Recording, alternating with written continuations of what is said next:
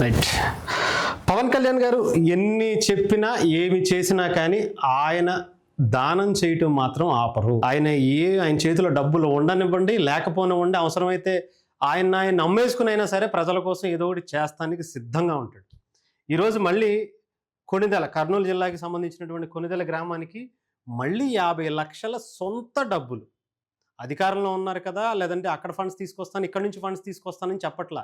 సొంత డబ్బులు నాకు సంబంధించినటువంటి ఆ ట్రస్ట్ తరపున నేను ఒక 50 లక్షలు కలెక్ట్ చేసి కొణిదెల గ్రామానికి అభివృద్ధి పనులకి నేను ఉపయోగిస్తాను అని చెప్పి ఆయన ఇవ్వటం.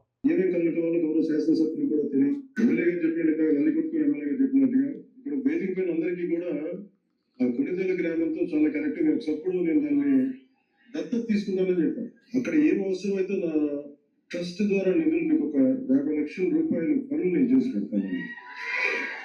అలా కాకుండా మిగతా పథకాల ద్వారా ఏవైతే ఉన్నాయో అది కూడా మేము ఉన్నతాధికారులతో మాట్లాడి మీకు ఏవైతే అవసరమో మనకి కొనుగోలు గ్రామం నాకు అలా చెప్పి ఒకటి ప్రత్యేకంగా కాదు, మన గ్రామాలన్నీ ప్రతిదీ పేరు పేరు నాకు చాలా చాలా ఇష్టం, నాకు అన్ని గౌరవిస్తాను.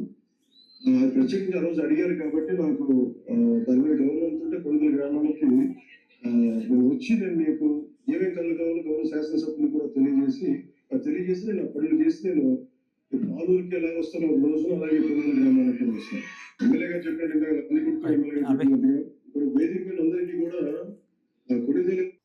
ఎక్కడ అసలు ఏ రకంగా ఆయనకి ఒక ఇన్కమ్ సోర్స్ అనేది మెయిన్ ఒక సినిమాల ద్వారానే ఉన్నాయి. 4-5 సినిమాలు ఒప్పుకున్నారు. దానికి సంబంధించి ఇప్పటికే మొత్తం అంతా కూడా వచ్చిన డబ్బులను వచ్చినట్టుగా మైసూరావారిపల్లికి, పిఠాపురానికి, లేదంటే ఇంకొక దానికి, ఆఖరికి మొన్న ఎన్టీఆర్ ట్రస్ట్కి కూడా ఇచ్చేయటం జరిగింది. బసవతారకం ట్రస్ట్కు, ఎన్టీఆర్ ట్రస్ట్కు మళ్ళీ ఇంకొక 50 లక్షలు. మళ్ళీ ఈయన నిజంగా ఎక్కడి నుంచి ఏం అమ్మేస్తారా అని చెప్పి చాలా భయపడిపోవాల్సి వస్తుంది. ఇన్కమ్ లేదు ఆయనకి. మెయిన్ సోర్స్ అంతా కూడా సినిమా నుంచి వచ్చేది. సినిమాలు కూడా పూర్తి స్థాయిలో ఆయన చేయట్లా. అయినా కూడా ఆయన ఎక్కడా కూడా భయపడట్లా. ఇంకా నేను ఏదో రకంగా ఇస్తానని చెప్పేయటం. అది కూడా ఎవరన్నా 5 లక్షలు 10 లక్షలు ఉందా మా వాడు అంటున్నాడు 5 లక్షలేమో అని. ఆయన ఎక్కడ ఏ చేయించినా కానీ మినిమం 25, 50, 75 లేదా 1 కోటి. ఇంకా 5 లక్షలు అనే మాట ఆయన దగ్గర నుంచి వినవేమో. ఆయన చుట్టుపక్కల ఉన్న వాళ్ళకే అసలు రోజుకు ఒక 5 లక్షలు అలా ఎక్కడో ఒకటి ఇచ్చేస్తూ ఉంటాడేమో. అసలు అలాంటిది అసలు ఏంటి పవన్ కళ్యాణ్ గారు ఇంకా మారకపోతే ఎలాగా? పార్టీని ఎలా నడుపుకుంటారు? కుటుంబాన్ని ఎలా నడుపుకుంటారు? ఆయన ఆఫీసుని ఎలా నడుపుకుంటారు? ఇప్పటికీ శాలరీ తీసుకోరు. అక్కడికి పంచాయతీరాజ్ శాఖ కంప్లీట్గా ఆఫీస్ అంతా కూడా ఆయన జనసేన పార్టీ ఆఫీస్లోనే పెట్టుకుని అంతా ఆ అడ్మినిస్ట్రేషన్ మొత్తం అంతా కూడా ఆయన దగ్గరుండి ₹1 తీసుకోకుండా గతంలో మనం కొంతమంది చూసాం ఫర్నిచర్ దొంగల్ని, లేదంటే ఇంట్లోనే సెట్లు వేయించుకుని డబ్బులంతా ఆవ చేసే బ్యాచ్ని.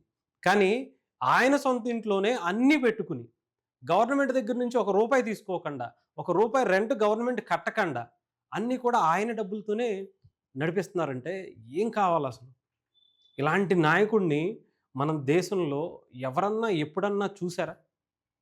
ఇప్పుడు గనక నిజంగా పవన్ కళ్యాణ్ గారు మన అదృష్టం బాగుండి మన ఆంధ్రప్రదేశ్లోనో లేదా భారతదేశంలో పుట్టారు కానీ, లేదంటే ఏ ఇతర దేశాల్లోనూ పుట్టుంటే ఈ పాటికి ఏ నోబెల్ బహుమతో ఇంకొకటో వచ్చేదేమో ఆయనకి. అలాంటి గొప్ప మనసు ఉన్నటువంటి వ్యక్తి. ఇక ఇలాంటి వ్యక్తుల మీద కూడా కొంతమంది బురద జల్లుతున్నారు ఇంకా అంటే ఇంకేం చెప్పాలి? మొన్న ఎవరో ₹1 అనౌన్స్ చేశారు. ఇది విజయవాడ వరద బాధితులకు సంబంధించి. ఇంతవరకు ఆ చెక్ కాదు కదా, ఆ డబ్బులకు సంబంధించినటువంటి మాట కూడా ఎక్కడికి సీఎం రిలీఫ్ ఫండ్కి కూడా వెళ్ళినటువంటి పరిస్థితి.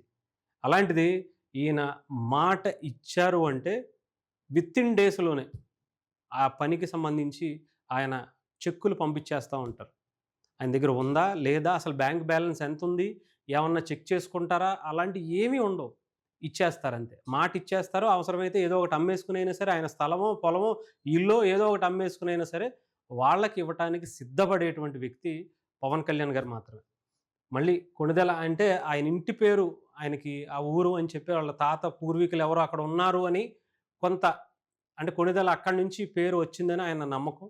ఆ నమ్మకంతో ఆయన ఆ గ్రామానికి 50 లక్షల రూపాయలు అభివృద్ధి కార్యక్రమాలకి ఇవ్వటం అనేది, అవి కాకుండా మళ్ళీ పంచాయతీరాజ్ శాఖకి సంబంధించి ఏవైతే పనులు చేయాలనుకుంటున్నారో అవన్నీ నేను చేసి పెడతాను, నేను ఆ ఊరు వస్తాను, ఆ ఊరికి వచ్చి అక్కడ జరిగేటువంటి కార్యక్రమాలన్నింటిలో కూడా నేను పాల్గొంటాను అభివృద్ధి కార్యక్రమాల్లో అని చెప్పి చెప్పడం.